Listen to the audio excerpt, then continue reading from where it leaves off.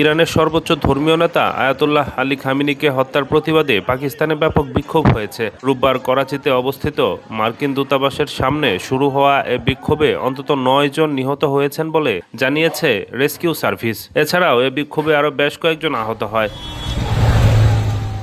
পাকিস্তানি সংবাদ মাধ্যম দ্য ডনকে পুলিশ সার্জন ডাক্তার সুমাইয়া সৈয়দ বলেছেন, ৯টি মরদেহ করাচির সিভিল হাসপাতালে আনা হয়েছে।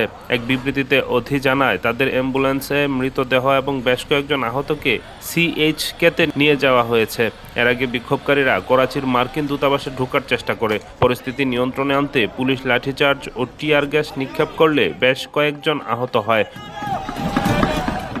কাতার ভিত্তিক সংবাদ মাধ্যম আল জাজিরার ভেরিফাইড করা ভিডিওতে দেখা গেছে, বিক্ষোভকারীরা মার্কিন দূতাবাসের জানালা ভেঙে ফেলেছেন এবং কিছু অংশে আগুন ধরিয়ে দিয়েছেন। শনিবার থেকে শুরু হওয়া যুক্তরাষ্ট্র ও ইসরায়েলের হামলায় ইরানে ব্যাপক ক্ষতিগ্রস্ত হয়। ইরানি গণমাধ্যম নিশ্চিত করেছে, এ হামলায় মারা গেছেন দেশটির সর্বোচ্চ নেতা আয়াতুল্লাহ আলী খামেনি।